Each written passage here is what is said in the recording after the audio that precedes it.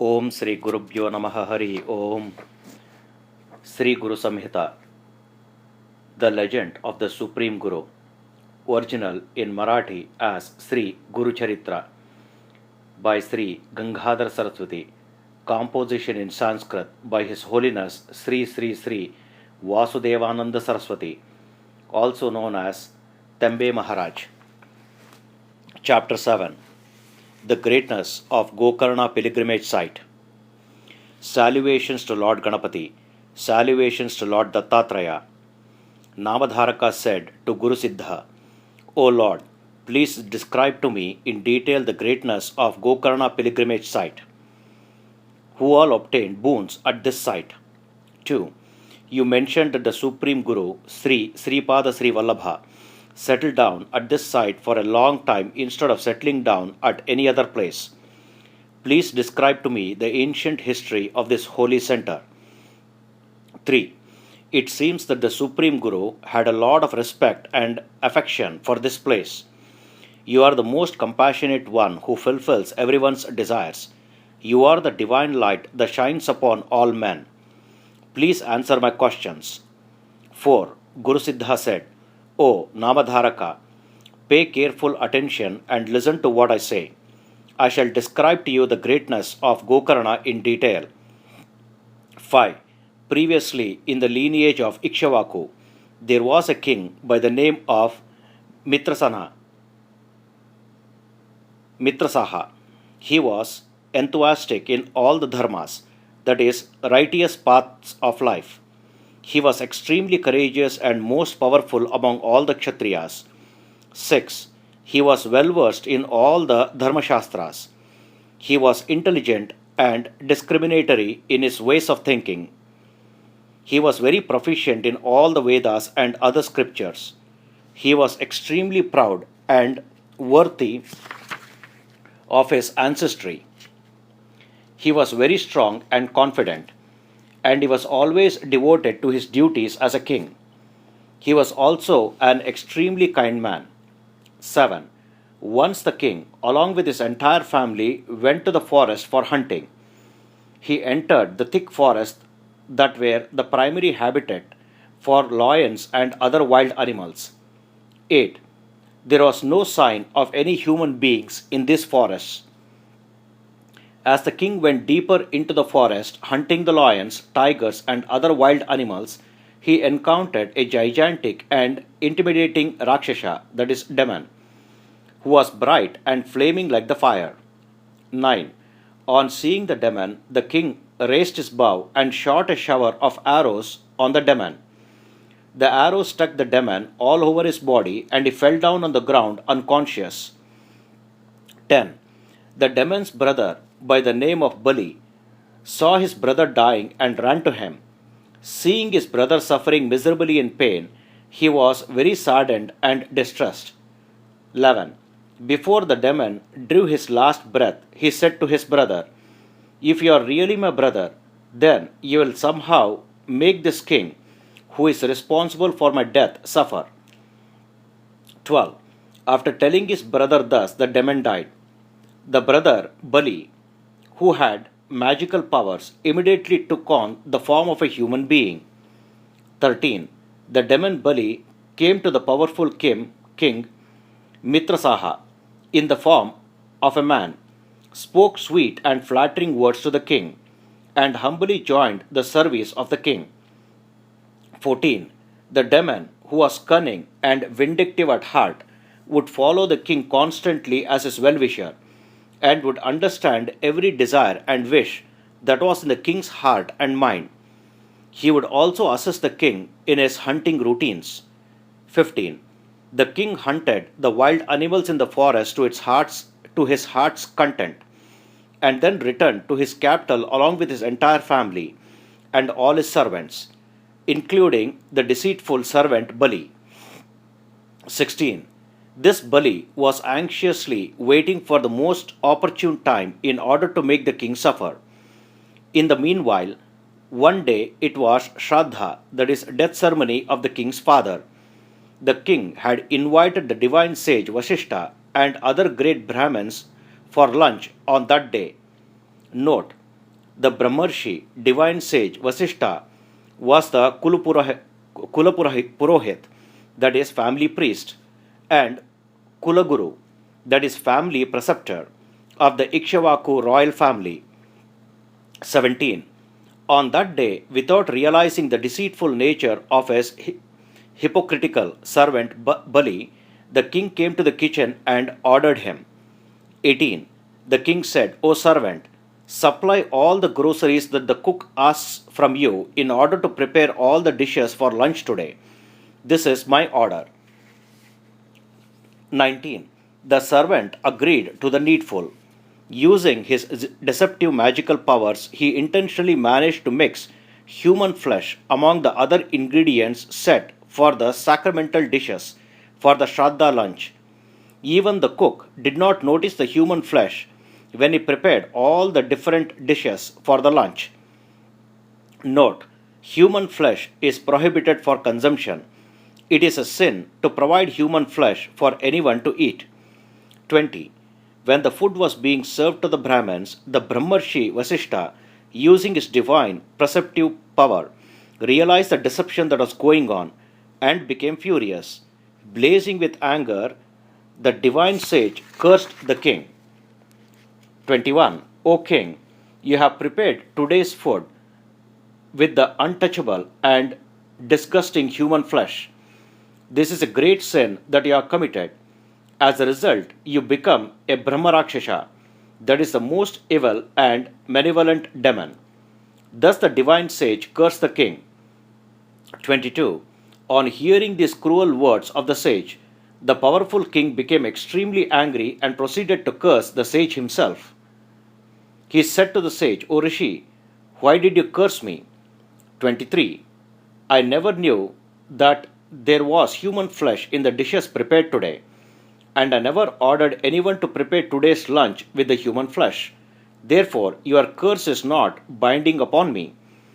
You have cursed me without thinking about the situation and about the real person responsible for this act. Therefore, I am cursing you as well. 24. Saying thus, the king proceeded to chant the mantras and started to place the curse in the water in his hand. Immediately, the royal queen Madayanti came forward and requested her husband not to curse the divine sage. Note, a curse is always entered into water held in the hand using specific mantras, that is hymns. Then that water is thrown onto the other person's face, thus delivering the curse onto him. 25. Queen Madayanti said to the king, O Lord, if you curse your own Guru, then it will become an unpardonable sin. His words shall never go false. Therefore, please seek refuge at his lotus feet. He himself will deliver you from this curse. 26. The king listened to the queen Madayanti's advice and poured the cursed water from his hand onto his own feet. 27. As soon as the cursed water fell on the king's feet, portions of his feet turned black and polluted. The king immediately turned into a Brahmarakshasa and became famous by the name of Kalmashapada, that is the one with the speckled feet. 28. Then the queen firmly held on to the divine sage Vasishtha's feet and requested him in all humility, O great sage, please calm down. Please rescue my childlike husband from this terrible situation. 29. Then the divine and the all-knowing sage Vasishtha calmed down and was filled with compassion. He said to the queen, the curse has been delivered. He has to experience the demonic nature and characteristic for 12 years. Then he will be freed from the curse and he will return to you as your husband. 30. Saying thus, the sage Vasishtha returned to his ashram, that is hermitage. Then the king Mitrasaha was transformed into a Brahmarakshasa and he went into the forest. 31. The Brahmarakshasa went into the deep forest uninhabited by any human beings. He stayed in the forest and survived by eating animals, birds, and other creatures as was true to his nature. 32. Once, as if by fate, a Brahmin couple were walking in the forest. The cruel and intimidating Brahmarakshasa proceeded forward in order to eat them. 33. He attacked them just like a tiger attacks a cow in order to feast on it. The Brahmin lady was extremely frightened on seeing him. 34. Knowing what was coming to them, the pious lady was overcome with extreme grief. Wailing pitifully, she said to the Rakshasa, O good man, please protect my Saubhagya. Please leave my husband alone. Note, a married woman retains her Saubhagya, the joyous state of wifehood, as long as her husband is alive. A pious and virtuous woman, a pativrata, virtuous wife always engrossed in the service to her husband, prefers to die first before letting any harm befall her husband. 35. Please do not cause any torment to my husband. He is my beloved husband and is very dear to me. Please relieve me of my pain and misery now. If you really want to eat one of us, then eat me instead of my husband. 36. Life has no meaning for a woman without her husband. Please eat this miserable and pitiful woman first, or leave my husband alive. 37. This husband of mine is not some ordinary creature. He is extremely good looking, charming, and gracious. He is still a young man, but he is already well versed in all the Vedas and the other sacred scriptures. If you protect his life, then you will attain the same punya, that is merits, that occur by protecting the entire world. 38. Please have mercy on me, O kind sir. Please consider me as your daughter and protect me. If I bear any children in the future, then I will name them after you. 39. The pious Brahmin lady thus begged the Brahma Rakshasa in several ways, grieving and with tears flowing on her face. But the Brahma Rakshasa did not listen to one word she said and killed the Brahmin man instantly and ate him completely. 40. Seeing her husband eaten by Brahma Rakshasa, the Brahmin lady proceeded to curse the Brahma Rakshasa. She said, O cruel demon, listen to the words of my curse. 41. You are not a common person. You are a famous king of the Solar dynasty. You have attained this demonic state because of a curse by your guru. You will be transformed back into a king after 12 years. 42. When you become king, if you indulge in any sexual activities with your wife, you will die that very moment. This is because you have tormented this poor and helpless Brahmin man and eaten him. You have to suffer the fruits of your action. 43. After having thus cursed the Brahma Rakshasa in extreme anger, the pious Brahmin lady gathered the remains of her husband and lit the funeral pyre. She completed the last rites of her husband and joined him in the funeral pyre and immolated herself to death. 44. The king remained as a Brahma Rakshasa for 12 years as per the curse of his preceptor. After 12 years, the curse was lifted and he was transformed back to his original self as king. He entered his capital city as king. 45. Once the royal queen, Madayanti, was overcome by lust. Although she remembered all the events of the past, she proceeded to embrace the king and engage in sexual activities. Then, the king, Mitrasaha, reminded his queen of the curse given to him by the Brahmin woman. 46. On hearing her husband's words, the helpless Madayanti cried a lot. She wailed in pity without being able to see a solution for the terrible situation. Finally, unable to bear the grief and agony, she decided to end her life. 47. Even the king was filled with sorrow. Then Queen Madayanti said to him, My troubles have not ended even after 12 years. We have no children at all. This is my fate, to be childless and barren. 48. Hearing these words spoken by his queen, King Mitrasaha shed tears of grief. Overcome by sorrow, he said to her, My dear wife, my love, what can we do? This is the game of fate. As you know, fate is extremely strong and powerful. 49. Later, King Mitrasaha called upon his royal priests, ministers, learned men, and all the revered elders of his capital city and explained to them the events that had occurred. He explained to them that the Brahmahatya, that is killing of a Brahmin man, he had committed, and also the curse that had befallen him. He humbly requested them to suggest a solution to this problem. 50. Then the priests, ministers, and other people examined the sacred scriptures for a solution, and then said to the king, O great king, ye have to go on a pilgrimage. By doing that, you will be purified of your sins, and the curse will be lifted. 51. Heeding their words, the king proceeded on a long pilgrimage. He performed all the required rituals according to the prescribed procedures at each pilgrimage site. 52.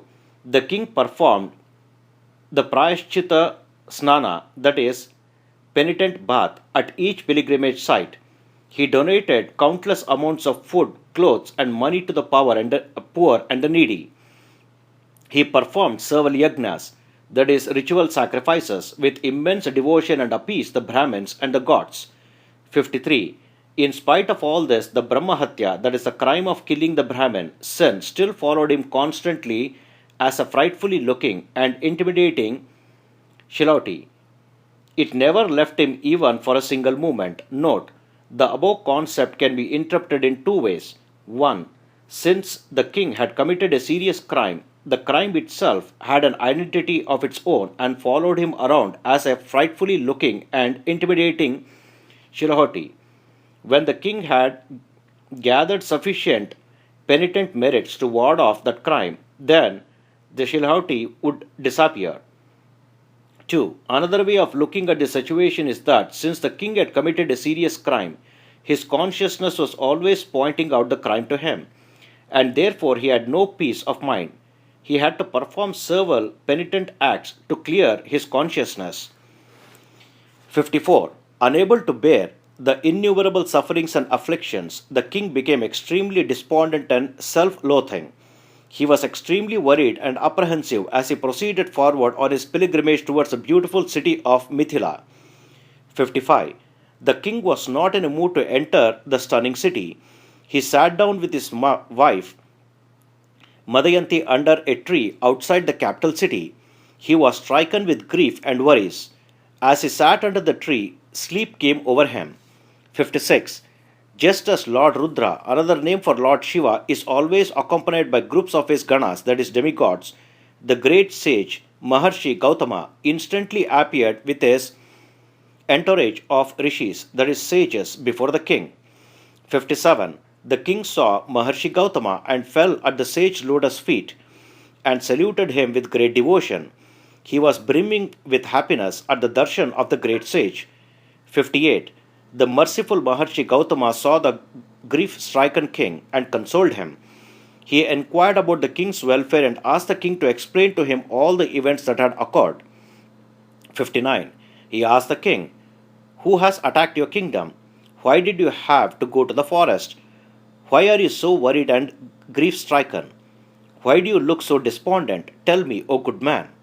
60. On hearing the sage's words, the king broke down in tears. Filled with sorrow, he began to answer the sage's questions. O great sage, it is my great misfortune that I was cursed by Guru Vasishta, and that I incurred the curse of the Brahmahatya. 61.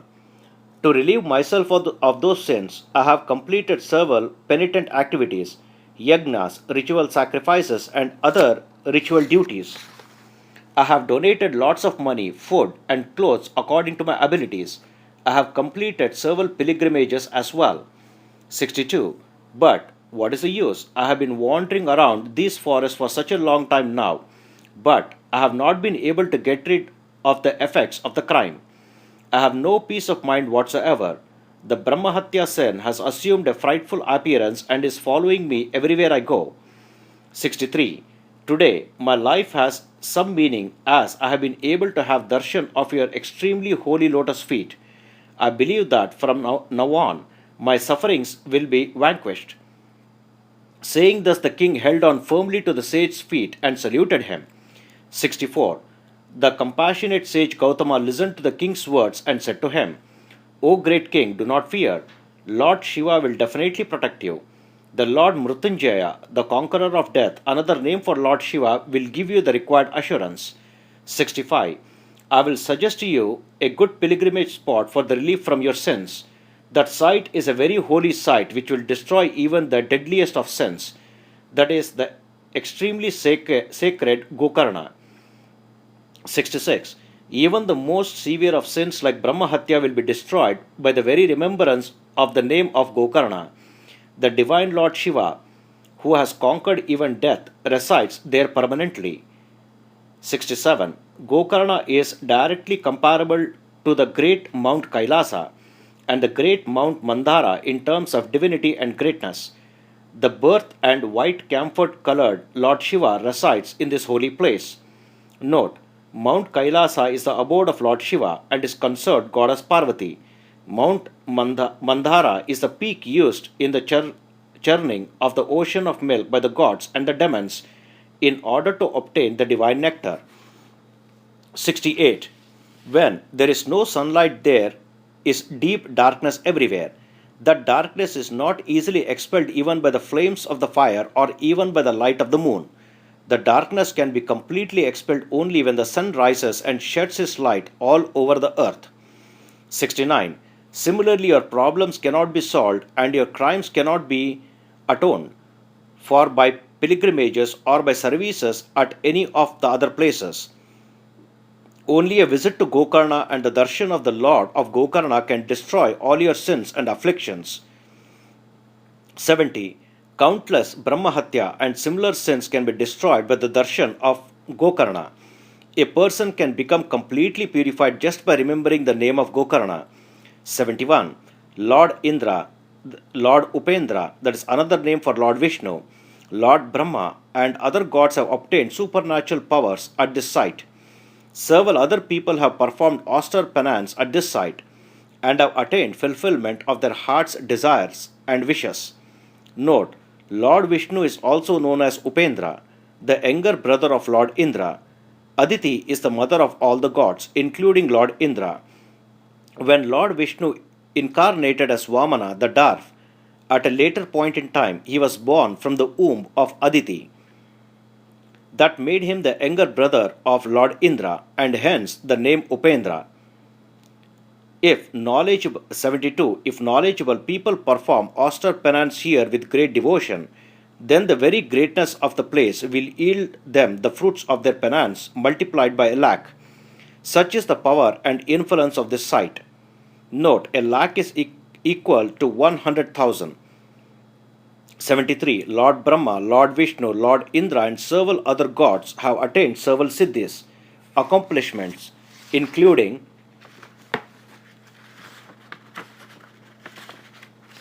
supernatural faculties at this site. What more can be said about it? Just residing at the location is enough. This holy place yields fruits very quickly. 74. No Gokarna as a very Mount Kailasa, no Lord Mahabaleshwara as a very Lord Shiva. Lord Ganapati has himself installed the divine Shivalinga at the command of Lord Vishnu. 75 and 76. All the gods reside in this extremely sacred city of Gokarna. At the eastern gates of this divine city resides Lord Brahma, Lord Vishnu, Lord Indra, the Visvadevas, the Marudganas, the sun, the moon, and the 8 Vasus. All of them worship Lord Mahabaleshwara every day with unparalleled devotion. Note 1. Some scriptures note that Vishvadevas referred to as all the gods. Visve, that is all or complete. Deva equal to God. Other scriptures note that Visvadevas refer to a particular class of demigods who were the sons of Dharma and Vishwa, that is daughter of Daksha, and were named Vasu, Satya, Kratu, Daksha, Kala, Kama, Dhriti, Kuru, Pururvas, and Madravas, totaling 10 in number. 2 other names have also been added in some scriptures, Rochaka or Lochana and Dhvani. A 13th name, Dhuri, appears in some places as well. These demigods are particularly worshipped at Shraddhas, that is death ceremonies, and at the Vishwadeva ceremony, a religious ceremony performed 3 times a day before meals, where a small portion of the cooked food is offered to the Visvadevas and the other gods. 2. The Marudganas are the storm gods. In the Vedas, they are said to be the sons of Rudra and Prushni. They are also referred to as the children of the heaven or of ocean. They are described as armed with golden weapons, that is, lightning and thunderbolts, as having iron teeth and roaring like lions, as residing in the north, as riding in golden chariots drawn by ruddy horses. They are the gods of the middle regions and are said to be 180 in number. In other literature, they are said to be the sons of Diti and are said to be either 7 or 49 in number and are led by Matarishwan. The Marut also refers to the wind god, particularly the father of Hanuman, which is why he is referred to as Maruti, that is the son of Marut. 3. The Vasus, 8 in number, were originally personifications of the natural phenomena. Just like the other Vedic gods, the 8 Vasus are Apa, that is water, Dhruva, that is pole star, Soma, that is moon, Dhava or Dhara, related to the earth, Anila, that is wind, Anala or Pavaka, that is fire, Pratyusha, that is dawn, and Prabhasha, that is light. In the Mahabharata, the Patriarch Bhishma is said to the 8th of the Vasus, who was cursing to be born as a human being. Who was cursed to be born as human being on earth. In the Mahabharata, the Bhishma is said to be the 8th of the Vasus, who was cursed to be born as a human being on earth. 77. At the southern gates of the city of Gokarna resides Yama, the god of death, Agni, the god of fire, Chitragupta, assistant and chief accountant to Yama, the 11 Rudras and Pitruganas. They constantly worship Lord Mahabaleshwara with supreme devotion. Note 1. The 11 Rudras are manifestation of the terrible roaring storms of destructions associated with Kala or time. They are also the 11 inferior manifestations of Lord Shiva himself. After Lord Shiva splits himself into two, a man and a woman, and then the male splits again into 11 beings. The name of the 11 Rudras are also the names of Lord Shiva. Ajaikapad, Ahirbudnai, Hara, Nirrita, Ishvara, Bhuvana, Angaraka, Ardhaketu, Mrityu, Sarpa, and Kapali. 2. The Pitruganas form a class of demigods who represent the souls of the deceased ancestors. Shraddhas are performed to appease these Pitruganas. 78. At the western gates of the city reside Varuna, god of the ocean waters, and the other gods who follow Varuna. They are worshipped and extol Chandramauli, another name for Lord Shiva, with great devotion and affection. Note, Lord Shiva bears a half-crescent moon on his head and therefore is referred to as Chandramauli, the one who bears the moon on his head. 79. At the northern gates of the city reside Kubera, that's a god of wealth, Bhadrakali, ferocious-looking manifestation of the goddess Parvati, Vayu, god of wind, and the 7 divine mothers. All these gods serve Lord Mahabaleshwara with immense devotion. Note, the 7 divine mothers are the personified energies of the principal deities. They are Brahmi, Maheshwari, Kumari, Vaishnavi, Varahi, Indrani, and Chamundi. 80. In addition to all the above mentioned gods, Vishwavasu, Chitraratha, Chitrasena, and other Gandharvas, all the demigods, serve Lord Shiva by singing melodious songs. Note, the Gandharvas, one class of demigods, are famous for their superior musical talents. They adore the courts of higher gods with different forms of music and dance. 81. The great Maharshis like Kashyapa, Atri, Vasishta, and Kanva perform austere penance and thus serve Lord Shiva there in Gokarna. 82. Tilottama, Urvashi, Rambha, Grutachi, Menaka, and the other Apsaras dance in front of Lord Shiva daily with unparalleled devotion and thus serve the Lord. Note: the Apsaras, divine damsels or nymphs, adore the court of Lord Indra, the king of the gods. They are dancers and primarily entertain the god. There are six principal Apsaras: Ramba, Urvashi, Menaka, Tilottama, Sukeshi, and Grutachi. 83.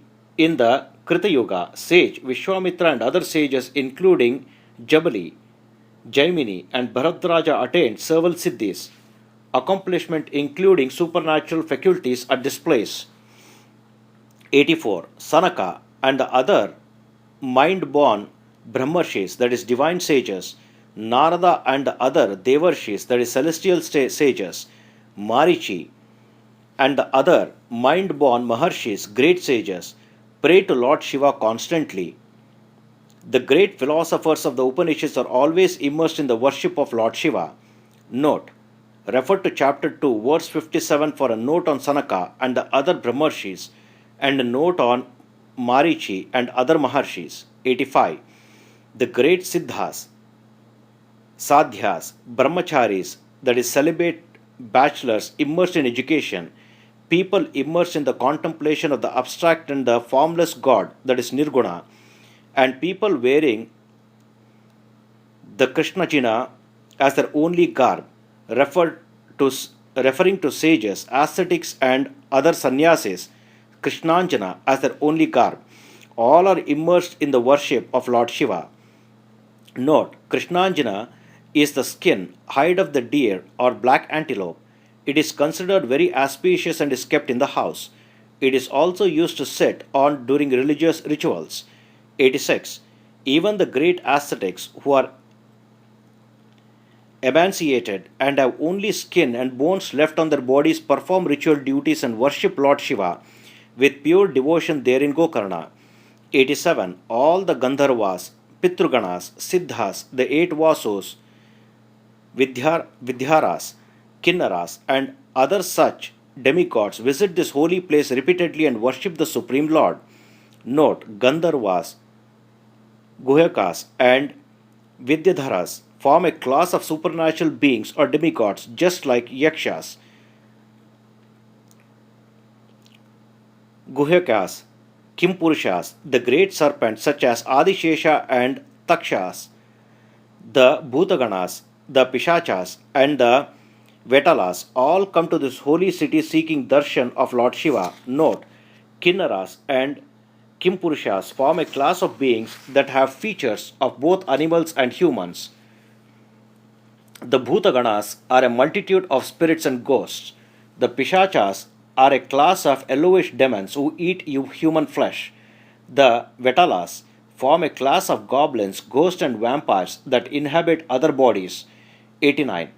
Many gods dressed up in fine silk and resplendent jewelry come with their respective wives from heaven in divine, illuminated, and magnificent chariots to have darshan of Lord Shiva and serve him. 90.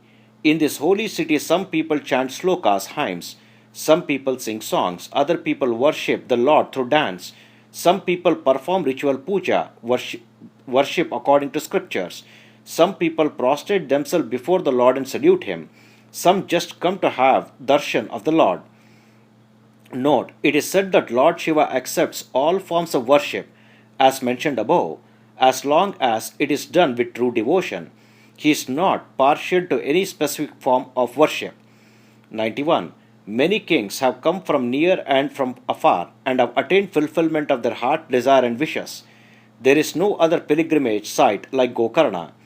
92. Several Maharshis such as Agastya, several immortal gods such as Kama, that is Cupid, god of love, and Agni, god of fire, and several kings such as Priyavrata have adored and worshipped the Lord here and have obtained innumerable boons. 93. The normally ferocious and infant-killing Bhadrakali performs puja for the Shivalinga all the 3 times of the day, dawn, noon, and dusk. The serpents here, including Taksha, do not have to fear their enemies such as Garuda and other eagles and hawks. Note 1. When she is angry at the family, Bhadrakali is believed to kill infants by means of mumps, measles, smallpox, and other diseases that can kill small children. 2. Garuda is a mythical, large, eagle-like bird. He is the king of all the birds and the primary vehicle of Lord Vishnu. He is also the enemy of all serpents. 94. Many Rakshasas, including Ravana and Kumbhakarna, have performed austere penance and worshipped Lord Shiva and have obtained several boons. Even Vibhishana worshipped Lord Shiva with immense devotion and obtained numerous boons. Note: Ravana, Kumbhakarna, and Vibhishana were all brothers born in the Rakshasa demon lineage. They were the sons of Kaikasa and sage Vishwavasu. They are characters in the great epic Ramayana. 95. In this way, many groups of gods, Rakshasas, that's demons, Siddhas, and other demigods, and other creatures have all worshipped the Supreme Lord Shiva in Gokarna and have become accomplished and have attained their heart's desires. 96. Many devotees have installed Shivalingas in the respective names here. They have all obtained several boons and have obtained all the four major pursuits of life, that is Purusharthas.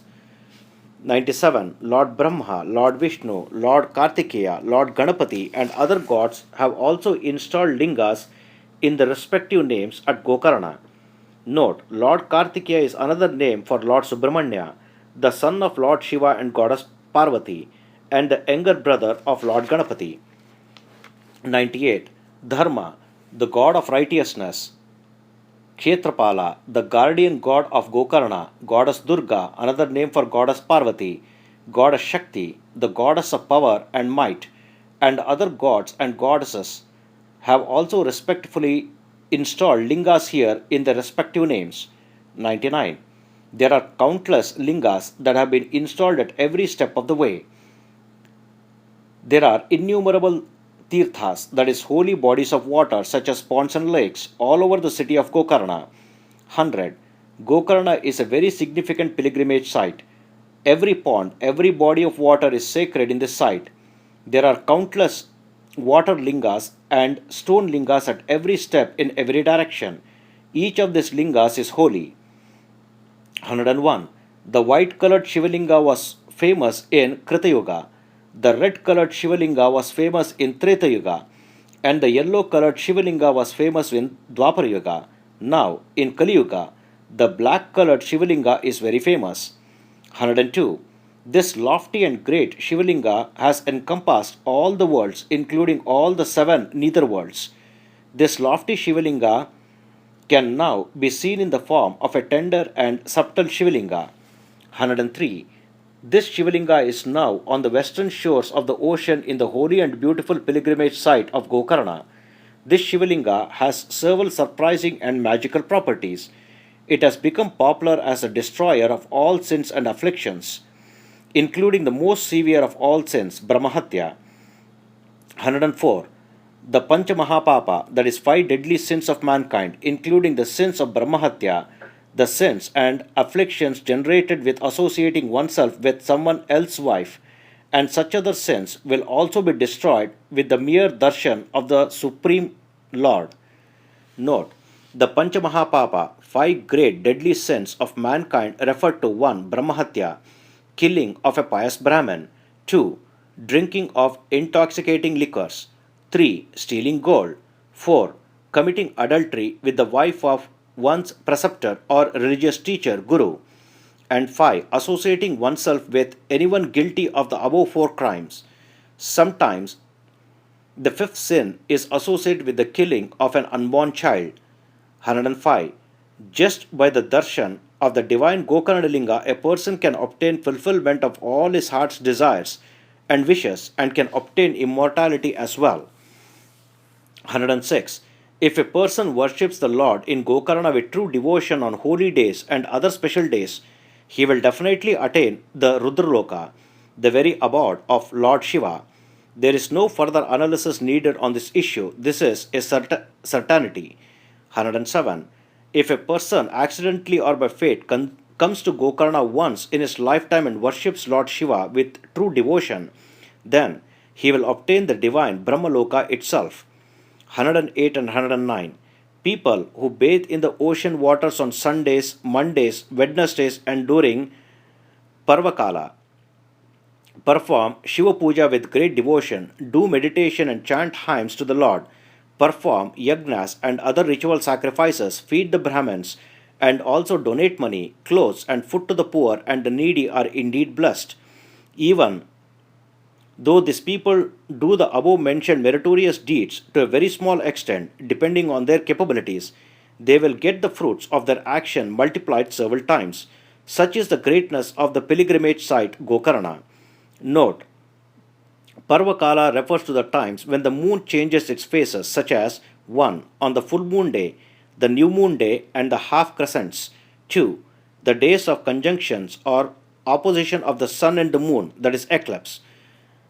Parvakala also refer to the times when the sun enters a new zodiac sign, or times such as the equinox or solstice. 110. The worship of Lord Shiva here is infinitely more meritorious on the days of Vyatipatha, Sankramana, Pradosha, Shivaratri, and such other days. Note, Vyatipatha is one of the 27 yogas, division of times during which the joint motion in longitude of the sun and the moon amounts to 13 degrees and 20 minutes. Sankramana refers to the time when the sun passes from one zodiac sign to another. Pradosha refers to the twilight time on the 13th day, that is Trayodashi, after the full moon or new moon. Shivaratri refers to the festival day in honor of Lord Shiva.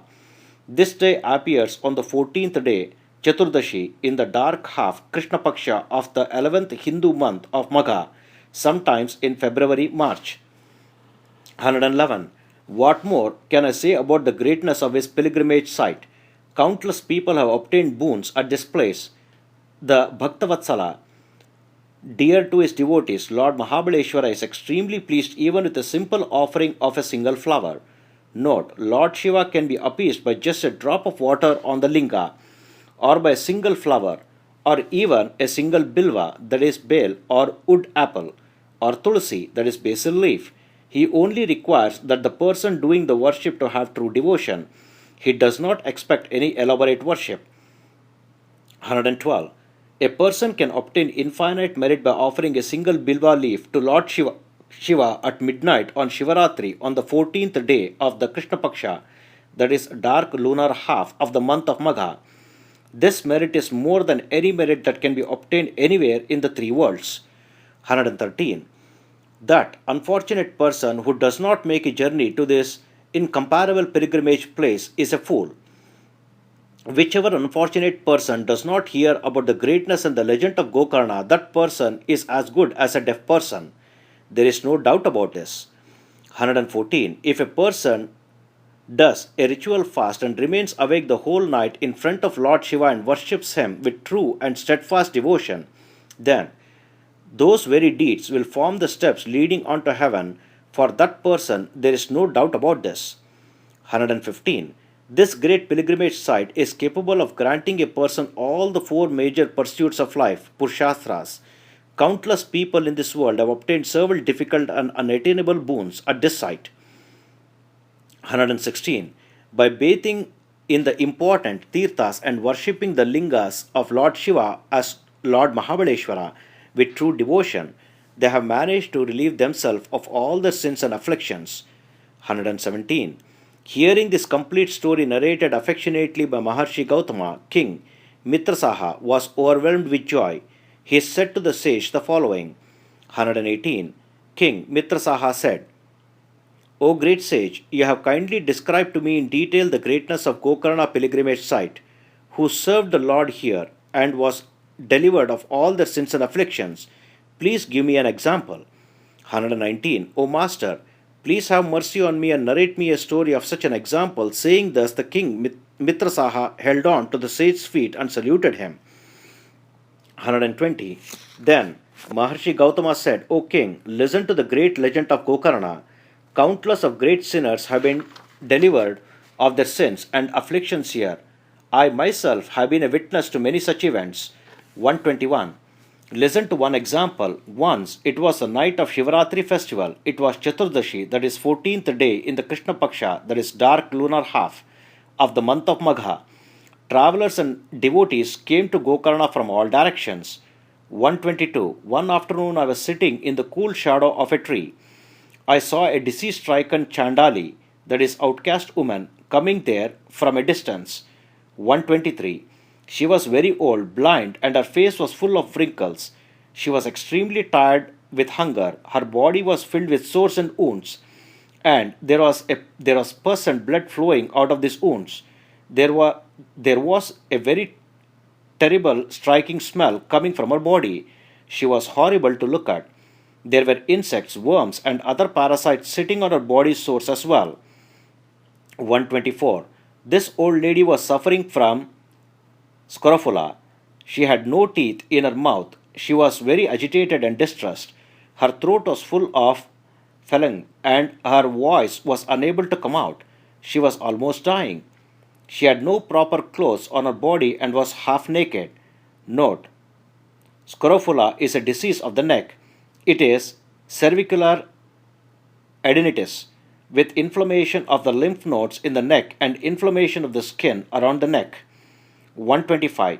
It looked as if she would die even if a ray of sunshine hit her body.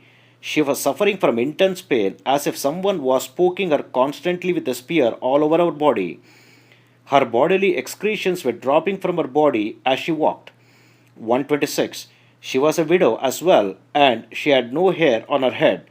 She was tripping and falling at every step of the way. It looked as if she had come there to die. Slowly this lady came near the tree.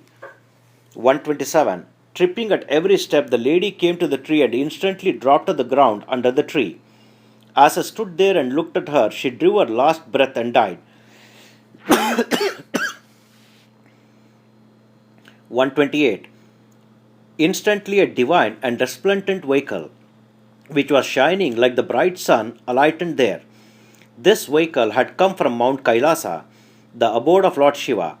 4 attendants holding spears and katwangas, that is wood staff with a skull on top, got down from the divine vehicle. 129. All the attendants looked like Lord Shiva. They were all wearing the crescent moon on their heads, just like Lord Shiva. They shone brightly like the full moon. They were adorned with bejeweled crowns and big ornamental earrings, and they looked radiant with divine celestial bodies. 130.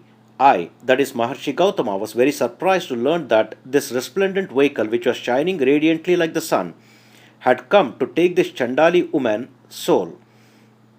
131. Therefore I asked the Shivadutas, attendants of Lord Shiva, why have you come here? Why has this resplendent vehicle come here? The Shivadutas said that they had come there to take the Chandali woman's soul to Kailasa, that is the abode of Lord Shiva. 132. I was extremely shocked and amazed to hear their words. O King, Mitrasaha, I asked the Shivadutas the same question again. Listen to what they had to say. O King, pay careful attention to my words. 133. I asked the Shivadutas, what is this strange thing? Why has such a divine vehicle come to take this sinful, miserable Chandali? How does she deserve such treatment? Who would take a dog and put it on a heavenly throne? 134. O Shivadutas, this lady had committed numerous sins ever since the day she was born. How can such a miserable sinner ever go to the sacred and divine Kailasa? 135. This old lady has always subsisted on meat and other animal products. She has always tormented animals and other living creatures. She is a miserable sinner. She suffers from leprosy as a result of her innumerable sins. How does she deserve to go to Kailasa? 136. This lady has no sense of who Lord Shiva is. She has never performed any penance or meditation all her life. She does not know the meaning of kindness, mercy, or truth, and she is devoid of these good qualities. How does she deserve to go to Kailasa? 137. She has never worshipped Lord Shiva even once in her life. She has never meditated on Panchakshara, that is 5 syllable mantra of Lord Shiva. She has never contemplated on Lord Shiva. How does she deserve to go to Kailasa? Note, Panchakshara is the 5 syllable mantra hymn of Lord Shiva. It is chanted as Namah Shivaya. 138. She has never fasted on the holy day of Shivaratri. She has never performed any righteous deeds in her life, including donation to the poor and the needy. How does she deserve to go to Kailasa?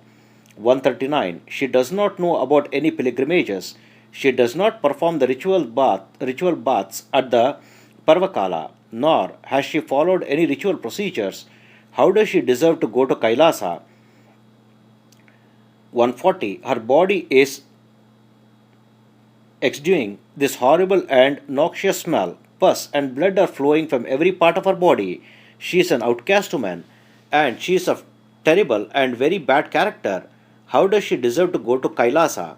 141. She has worms, insects, and other parasites coming in and out of her mouth as a consequence of sins she has committed in the past. She has had leprosy as a consequence of her innumerable sins. How does she deserve to go to Kailasa? 142. She is a terrible sinner. She is of bad and appalling character. How can you possibly take her to the glorified and divine abode of Lord Shiva? She is the worst and the most despicable creature possible among all the animate and inanimate, movable and immovable creatures of this world. How can you possibly take her to Kailasa? 143. The sinful and malicious person is unfit for the abode of Lord Shiva. Why have you come to take such a miserable woman to Kailasa? I am very surprised by all of this. 144. On hearing my questions, the Shivadutas happily answered to me, O King, Mitrasaha, I am going to describe to you the past history of this Chandali woman as narrated to me by the Shivadutas. Listen to my words. 145.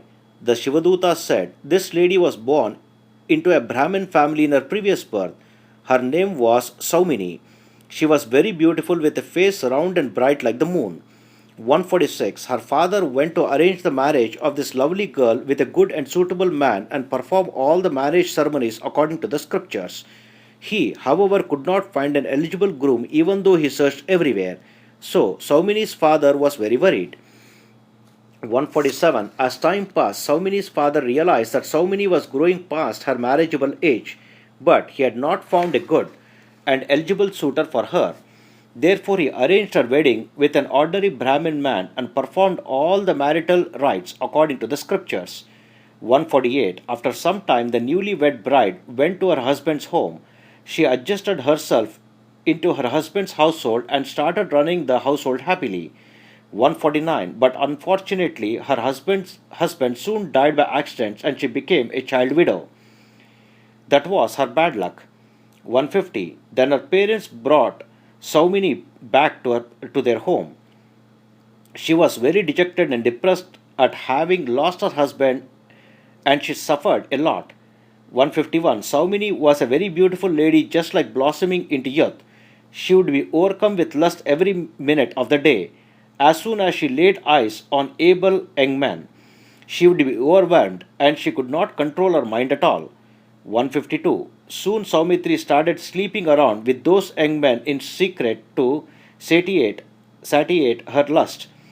In a very short time, her clandestine activities became public knowledge. It is impossible to cover up a sin. 153. First of all, she was a widow. Moreover, she was a blossoming, young and beautiful lady. She became obsessed with sex, and her mind was always fixed on finding ways to satisfy her lust with other young men. 154. When Saumini's sexual transgression became public knowledge, her parents, relatives, and friends shunned her and disowned her because of her bad character. She was made an outcast. 155. Finally, her parents and other people banished the sinful daughter away from their community and purified themselves of that sin. The sin by association, by performing penance and other ritual duties. 156. Previously, when Saumini's sexual activities were going on secretively, her relatives and friends had only suspicion of her character. Now that she was banished from her family, Saumini became more involved in her sexual transgression in the same city, and enjoyed it openly in front of everybody. She did not care for anyone. 157. She met a young and handsome Vaishya merchant in that city, falling for his looks and his youth. Saumini became sexually obsessed with him. 158. Soon she began to love him and sleep with that Vaishya man. Her sexual activities increased and she became the bitter enemy of all three of her families.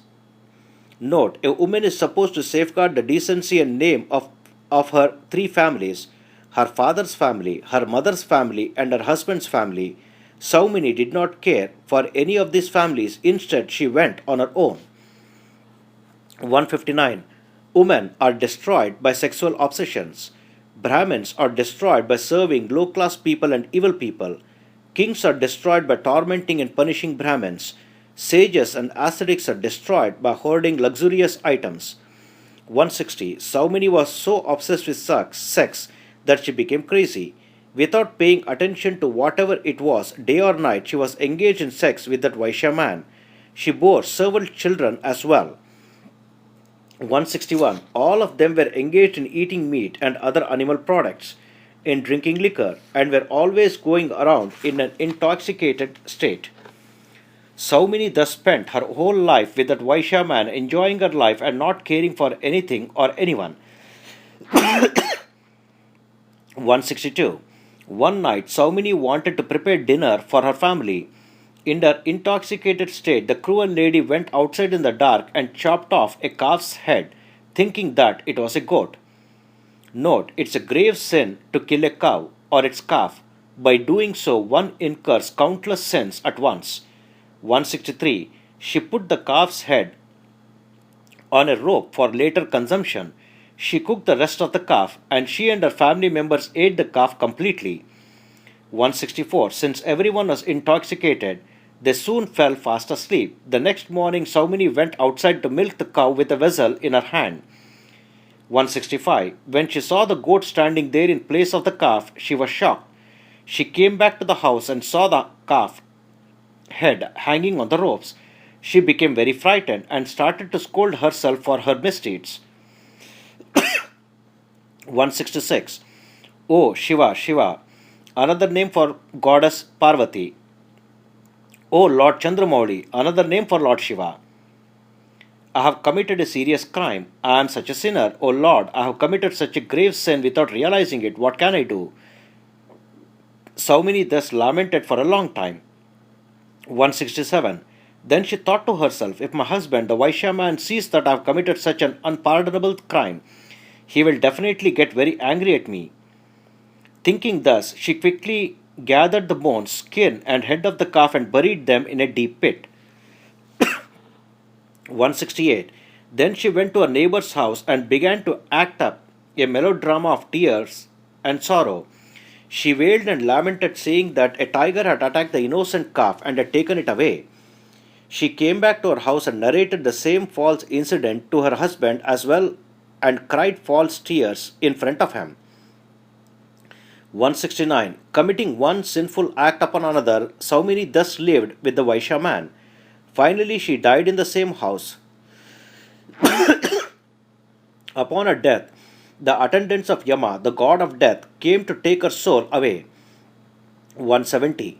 The attendants of Yama set up an arrangement for Saumini's soul to suffer the consequence of her sins in several narakas, hells, including the fierce Raurava Naraka. She suffered numerous tortures and afflictions in all those hells, and now she has been reborn as this Chandali woman. Note, there are several narakas, hells in Hindu mythology, the following 7 being the primary and the fiercest: Vaidika, Sharada, Raurava, Vahini, Vaitarani, Kumbhi, Tamisra, and Andatamisra. Note that narakas, hells, are different from the nether regions or the lower worlds, including Patalaloka. 171. Since she killed a calf without knowing or thinking about it, she was born blind. Since she had a Vaishya man as her paramour, she became stricken with leprosy. Her parents used to look after her and protect her. 172. Her parents were poor as well. They used to beg for food and affectionately feed her with the stale and leftover food they could manage to get every day. The girl thus survived. 173. As she grew up, several sores and wounds appeared on her body. The sores and wounds worsened day by day. When her parents died, she became an orphan as well as miserable and pitiful. 174. She had fluid dripping from all her sores and wounds as a result of her leprosy. A horrible and noxious smell began to emanate from her body. Her brothers abandoned her. Then she had to survive by begging for food every day. 175.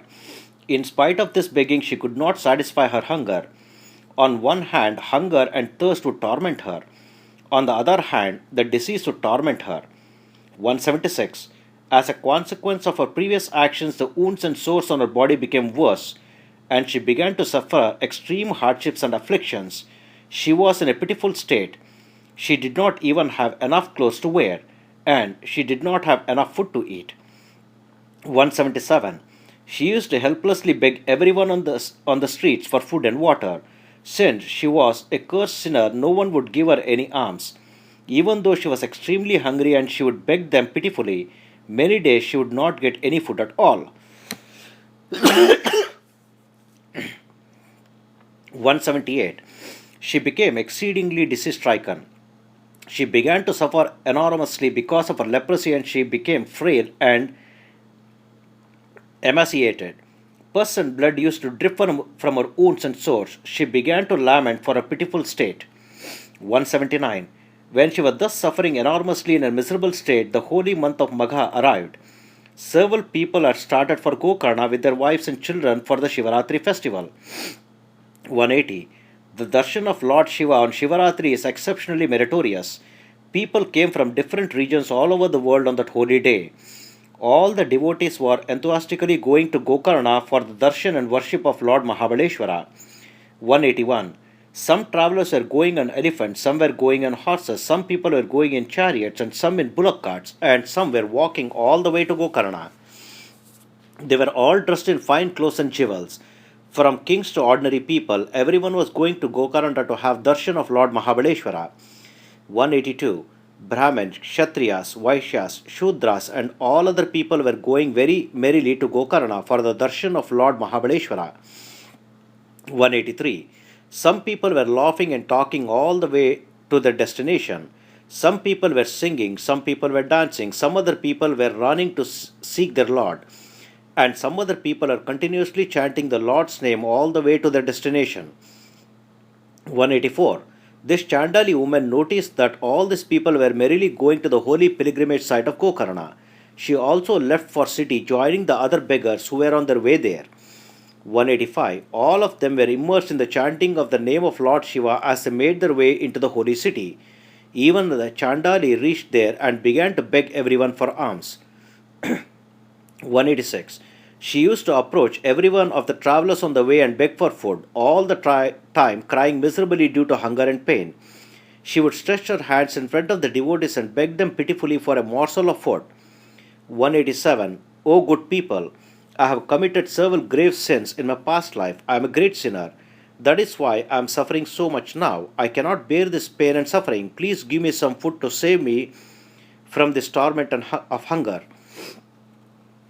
188. O good people, I have leprosy in every part of my body. I have no clothes to wear. I am almost naked and shivering from the cold. I am emaciated from hunger. I am blind. Please have mercy on me and donate some food to me.